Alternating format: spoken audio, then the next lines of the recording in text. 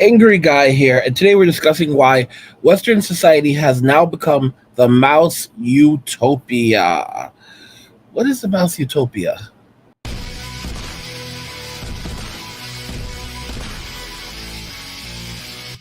So, what are we talking about? What are we discussing? Well, Western society has entered the mouse utopia phase. It's basically become the mouse utopia. What is the mouse utopia? The mouse utopia is an experiment that was done by a scientist named John Calhoun many years ago. And he basically took a bunch of mice, he put them in an environment where they had unlimited amounts of food, but the only limitation was space. And the the population kept on increasing. However, eventually the population got so large that all the social roles within the utopia were filled. And again, they had unlimited amounts of food, but not unlimited amounts of space. What he observed was he found that the female mice became very aggressive and began attacking the male mice. The male mice the male mice eventually, they fought for the females, but eventually they began to retreat. And from this group, we discovered a group called the Beautiful Ones, who literally pulled back entirely from society and stopped. They stopped. They stopped interacting. They stopped interacting with. They basically stopped interacting with society.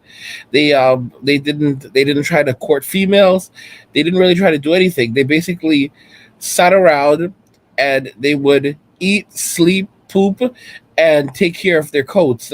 And they were known as the Beautiful Ones because while other mice had marks on their bodies from like fighting for, courtship and so forth, these mice had no scars. These mice, their coats were beautiful because they kept them really, really maintained, and they were just living their best lives. They were living their best lives, and I mean, this is so crazy.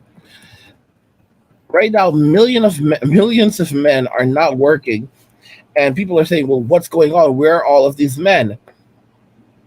And we know what's going, and we know what's going on now. I mean, it's been going on for decades, but it's really taken off now, especially after the pandemic. But millions of men between the ages of 25 and 54 are not in the labor force. And what are these men doing? Well, what they're doing is they're sitting at home, they're they're sleeping, getting a full 8 hours of sleep. They're watching television and playing video games for 6 to 7 hours a day, and they're not working. Like there's a group of men who've completely dropped out of the workforce, and in addition to that, you also have tens of millions of other men who are just doing the bare minimum to survive because men don't really need much. The average guy, you give him $15,000 a year, and he's happy. He's happy. He has his TV, he has his television, he has his video games. Maybe he has a decent computer setup. These things don't take this. These are mostly one-time purchases. They'll only have to be replaced every 5 years or or even more. I mean, for a lot of guys just don't give a they don't give a shit. Like they're like, okay, yeah, I'm living my best life, but however, we're gonna look at this video regarding the mouse utopia a little bit, and you know before I jump into that again, I want to point out to you guys that don't forget that a new study has literally found that most women only find 1% of men as attractive. 80% of women only find 1% of men as attractive, right? And you can see this on the screen. I was actually showing you guys this video. I was actually doing this video, covering this video, and I decided that I was going to jump into this topic. But look at this. Only one profile out of 100 was liked by more than 80% of women. By more than 80%. So 80% of women only like 1% of men. Most women are only pursuing 1% of men. If that does not tell you that we have entered about utopia, I don't know what else does, but we have tons of other evidence showing this. I mean, I just illustrated that with so many guys dropping out of the workforce or doing only the bare minimum to survive. Now let's go ahead and pull up the video with John Calhoun. He is the person who ran this experiment. Let's go ahead. The work of Dr. John Calhoun at the National Institute of Health in Washington, D.C., has attempted to answer this question. In a unique experiment that took years to complete, Dr. Calhoun used white mice to study population growth and its effects on individual behavior. In addition to his renowned research papers, he has recorded some of these observations on film. In this 16-cell mouse habitat, utopian conditions of nutrition, comfort, and housing were provided for a potential population of over 3,000 mice. Yet, in spite of ideal conditions, the mouse population met with catastrophe. Individuals were kept track of by color markings on their fur. Factors which normally control population growth, such as predation by owls or cats, were eliminated. Transmissible disease was also reduced. In effect, the mouse universe simulated the present situation of a continually expanding population of humans. To see how Dr. Calhoun's mouse universe grew, we'll use the familiar population graph again. Within the first 100 days, the mice went through the period Dr. Calhoun called strive. This was a period of adjustment. Territories were established and nests were made. The next period lasted about 250 days.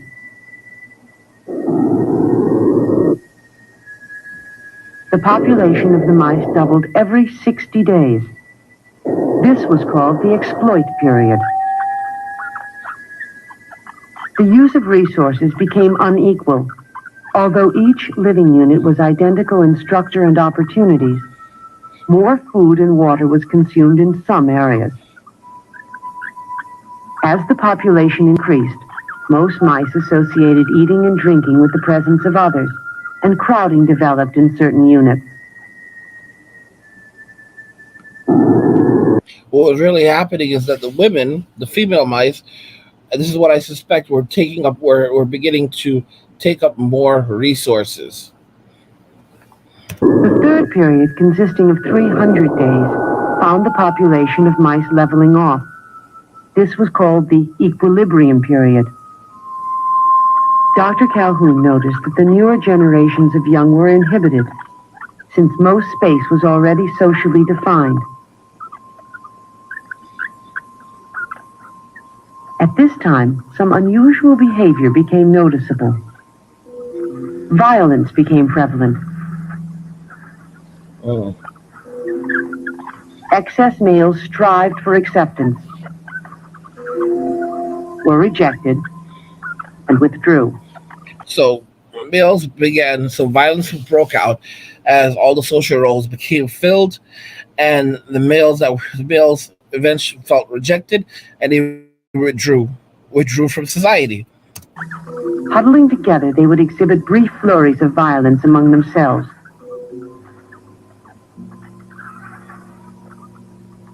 The effects of violence became increasingly visible.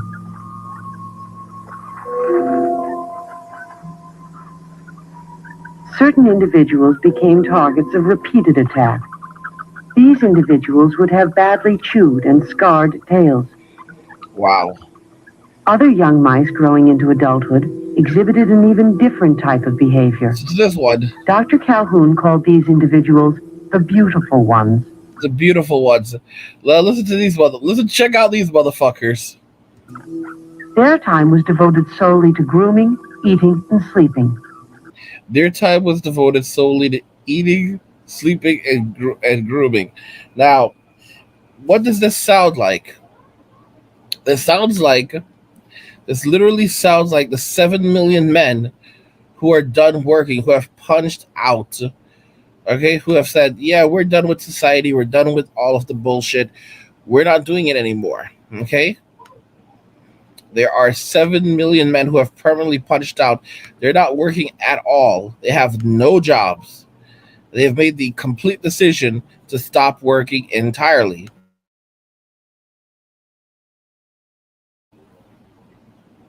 And it's not a joke.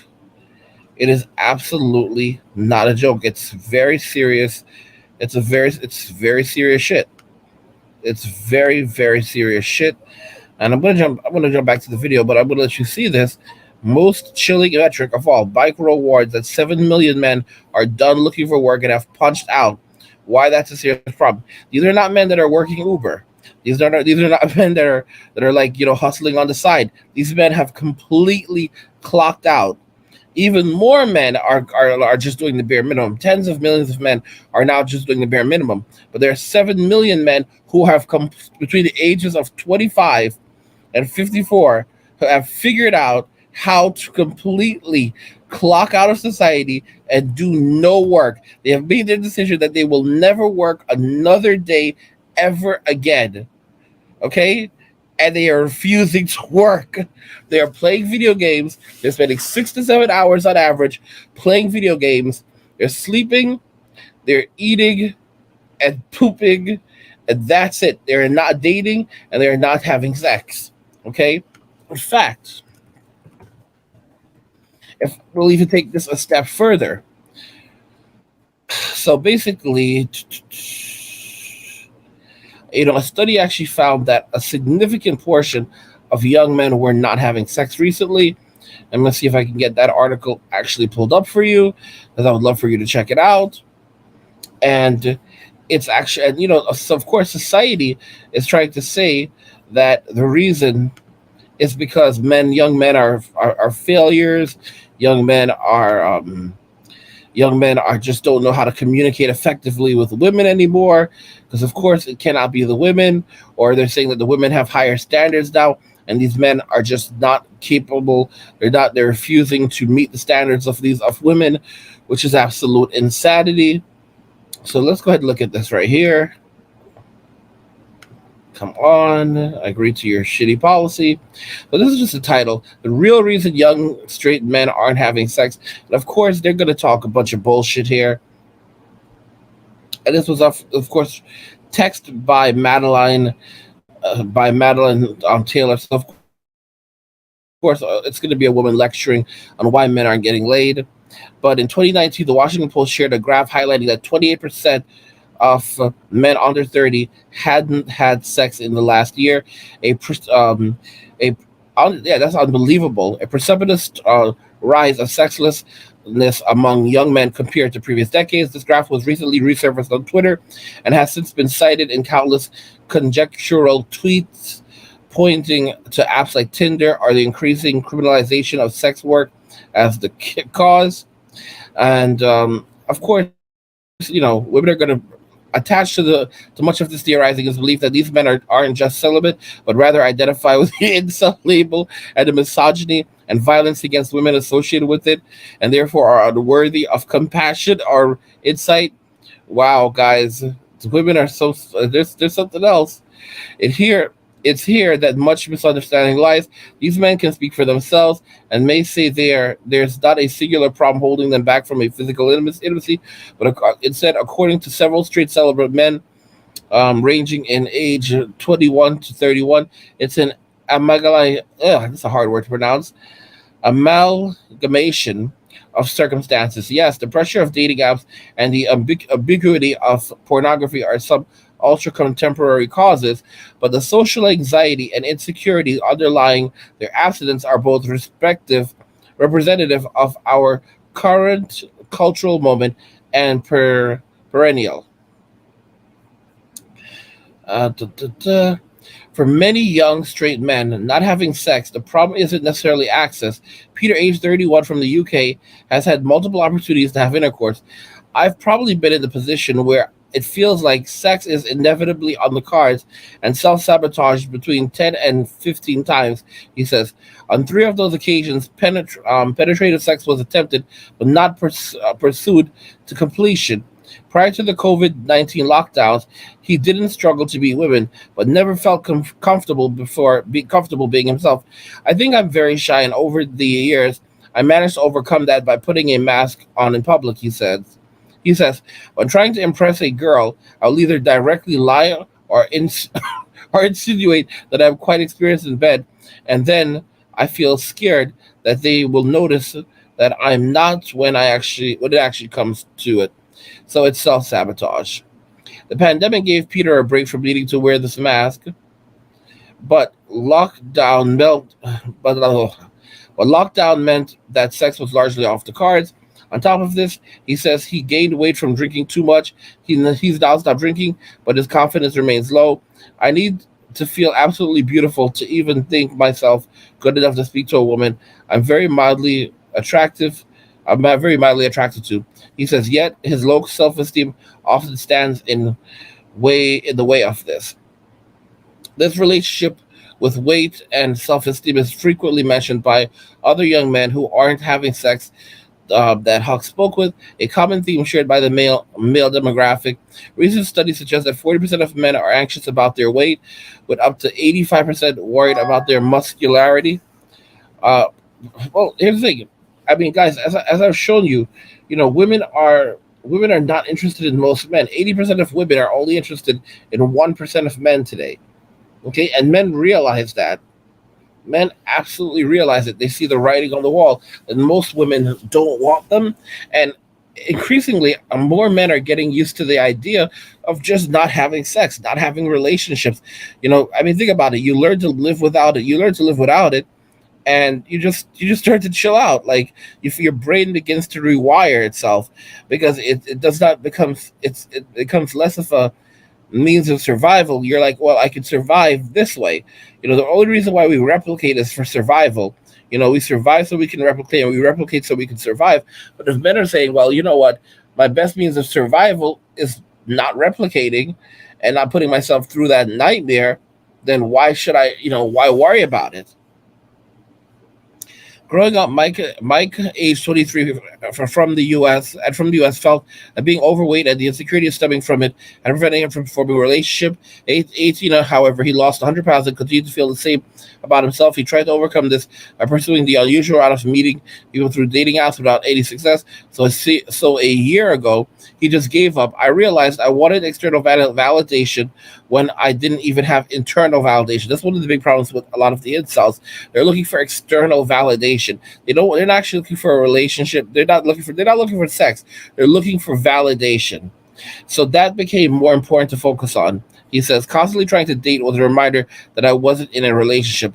Of course, just because some of these men have given up on sex, that doesn't mean they've abandoned all forms of sexual pleasure. Instead, many have resigned themselves to the easy fulfillment of pornography.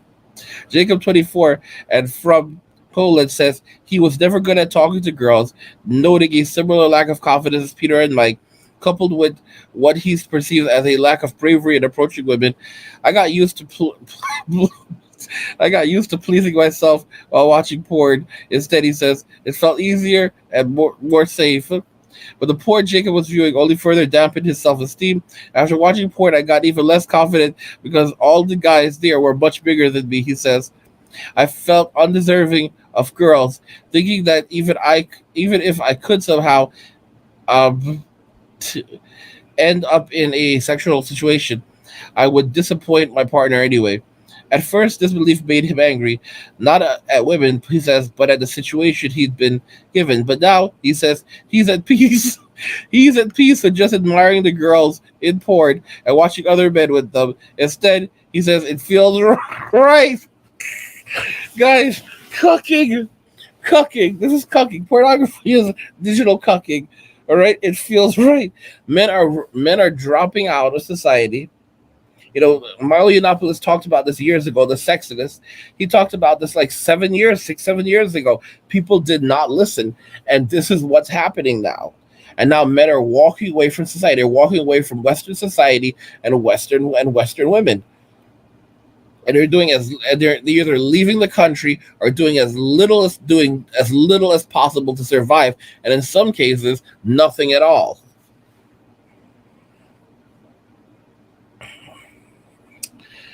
I mean, guys, I don't think I'm going to link all the articles. I'm going to link everything that I've discussed in this video, which is a pain in the butt for me because I'm lazy. But I'll put it all together. But this is the craziest. This is the crazy thing. Like I told you, like right now we're witnessing the beautiful ones. These guys, this 7 million people, these 7 million guys that aren't doing shit, that are sitting on their asses, and like I am pretty, and I mean, yeah. They're the beautiful ones. They never involved themselves with others, engaged in sex, nor would they fight. They never involve themselves with others, engage in sex, nor would they fight. They are men walking away. All appeared as a beautiful exhibit of the species, with keen, alert eyes and a healthy, well-kept body. These mice, however, could not cope with unusual stimuli. Though they looked inquisitive, they were, in fact, very stupid. Dr. Calhoun called the last period the die phase, leading the population into extinction. Although the mouse Utopia could house 3,000, the population began to decline at 2,200. In the shift from the equilibrium to the die phase, each animal became less aware of associates, despite all animals being pushed closer together. Dr. Calhoun concluded that the mice could not effectively deal with the repeated contact of so many individuals.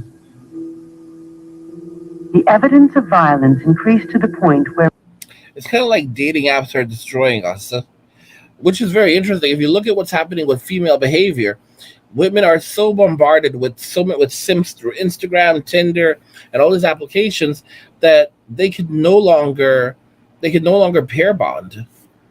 most individuals had had their tails bitten to some degree. Eventually, the entire mouse population perished. Dr. Calhoun's experiment is a classic example of a typical population and its growth when left unchecked.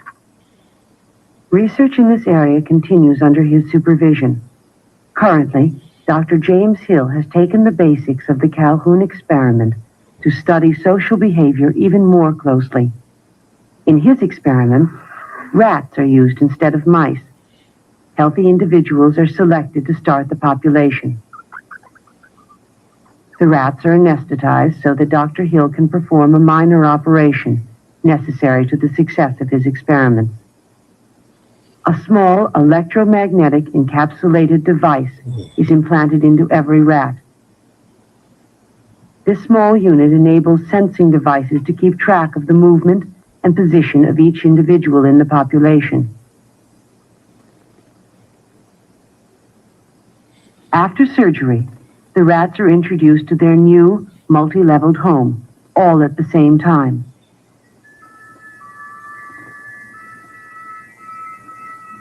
The rats immediately begin to explore their new environment prior to organizing territories and nesting. Dr. Hill will trace how individuals move about in crowded situations. This movement is followed by tubular sensing devices. Every time a rat enters or passes through a tube, the unit detects and registers its presence. This constant movement is monitored by computer. Nesting activity is also studied. Dr. Hill has observed that the larger the population, the less care a mother gives to her nest and young. The same type of individuals that resulted in the mouse utopia are also emerging in the rat population. There are aggressives, asocial, and outcasts. Though these studies use animals, the findings about population growth and individual behavior are being closely compared to our own human population. Like all populations that have existed on this planet, many researchers believe that the human race has reached a crucial point in the exploit phase, a point where important decisions must be made and careful planning implemented if we are to survive. Guys, I want you to know what's happening in South Korea right now. South Korea has the lowest birth rate in the world right now, and and they want to raise They want to raise the number of hours that people have work. Let's uh, let's see if we can pull this up for you guys. This is absolutely insane. I try to avoid like pulling up a video. I try to avoid pulling up an article that has a video embedded in it because I don't want to put up with that bullshit. But let me see if I can get that for you guys. Yeah, South Korea. They have the lowest population in the world. They have the lowest. They have the lowest population growth in the world right now. And what are they doing to compensate for it? This country wanted a 69-hour work week. Millennials and Generation Z had other ideas. South Korea, guys, they want a 69-hour work week. Okay, so basically, this would allow employers who have people working on contract and like you have a salaried employees to say, well, listen, you guys are going to have to now work 69 hours for the same amount of money. So you're not going to see a pay increase, but you're going to see an number of hours increase. You're going to have to work more if you want to keep these jobs. And these people are out of their damn minds. The South Korean government was this week forced to rethink uh, a a plan that would have raised its cap on working hours to 69 per hour per week, up from the current limit of 52, after sparking a backlash among millennials and Generation Z workers. Workers in the fuckers. Workers in the East Asian powerhouse economy already face some of the longest hours in the world, ranking fourth behind only Mexico, Costa Rica, and Chile. According to the OECD, a death by overwork is thought to kill scores of people every year. Yet the government had backed the plan to increase the cap following pressure from business groups seeking a boost in productivity. Until that is, it ran into ferocious opposition from the younger generation and labor unions. Guys, 69 hours per week. They wanted people to work 69 hours per week. That, I mean, if you're working 5 days a week, right? A typical work week is 5 days, is 5 days, 5 hours a day, right? At 5 days a week, right? And if you're expected to work 69 hours a week, right? I talked about this in another video before. That works out to 13.8 hours. So round that off to exactly 14 hours a day. So you're expected to work 14 hours a day. And that sounds feasible initially, but let's think about this carefully. So you work 14 hours a day. How many hours a day do you actually sleep? I mean, because you only have 10 hours left. So if you're working 14 hours a day, it may take you about an hour to get to work and an hour to get home every day, right? So but that's about 2 hours right there. Let's think about this very carefully. All right, you have 10 hours left over. You're at work for 14 hours. All right, you've got 10 hours for yourself. It takes you, let's say, an hour to get to work, an hour to get home. So subtract that. Let's take that away. So now you have 8 hours. From those 8 hours, when you wake up in the morning, you have to get ready for work. So it might take you, let's say, at least half an hour to get ready for work. All right, let's say if you're going really fast, but let's say half an hour. Let's say it takes. I mean, that's a lot. That's hell. But half an hour. So let's take off another hour for that. So half an hour to get ready for work. Half an hour to get ready for work, and then when you come home, half an hour to get ready for bed. Right. So let's take that. Let's take that away. Take off another hour. So you have 7 hours. You got 7 hours, bro, left over. And what are you supposed to do? How many of those hours are you supposed to use for sleep? How many of those hours are you supposed to use for eating? How many of those hours are you supposed to use for entertaining? It's entertainment. You need 8 hours. You need usually at least 8 hours a night for sleep, right? You already don't have enough time for sleep. What about going to the gym? Nope, you don't have time. You don't have time for the gym. So what about time for cooking? Oh, you don't have time for cooking. You only have 7 hours. All right. So realistically, you're going to try to get 6 hours of sleep, maybe less than 6 hours of sleep, and you're going to try to, get something done. This is basically insanity. You don't have enough. You don't even have enough time to get to. You barely have enough time to live. So you have no free time whatsoever. They're completely taking up all of your time. This is what's actually happening now right now. All right?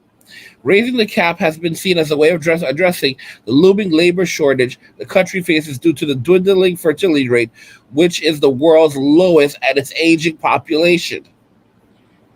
Guys, a lot of this is because of what's happened in society. Sims and women. All right? Women pushing men out of society and Sims dancing in the streets and saying how wonderful it is. Because no matter what, they will not learn their damn lessons. A Sim will never learn. A simple never learned. You know, let me see if I can jump to this video. I have another video. I guess it's up here. Where is it? Sim Chronicles. Right. So this is a video. The Sim Chronicles. Go. Shout out to Jostin J. He's been putting in the hard work. And I left a comment on his video. He's been talking about how to kill your inner simp. But I said something very important on his video. I said this. I said this to him. I said, this is an excellent video. But never forget, there are some men who choose to be Sims. No matter how much red pill content they receive, simping is a way of life and a means of survival for them. These are men who cannot be saved. And when men recognize these fuckers for who they are and what they are, they need to separate themselves from them. And, he responded to this by saying, this is facts. Sims can't understand logic.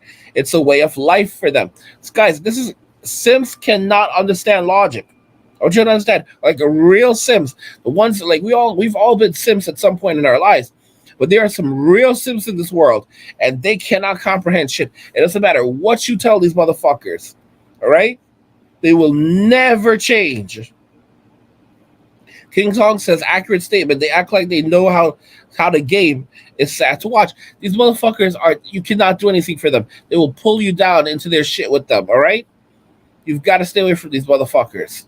You've got to stay away from these motherfuckers. Guys, what do you think about all of this? 80% of women are only attracted to 1% of men. 7 million men, or over 7 million men, are not working at all. They've completely, between the ages of 24, 25, and 54, they've completely dropped out of society. And even million more men are just working only the bare minimum. Okay, and then with the passport bro movement, men going overseas. I mean, what do you guys think? This is MWA, men walking away from Western societies and Western women. How do you feel about what's happening here? And do you agree that Western society has entered the mouse utopia phase? Let me know what you think in the comments. Turn on notifications, never miss another video ever again. Like, share, and subscribe. And if you like the video, share the video. And just remember that all roads lead to MWA, men walking away. And cheers.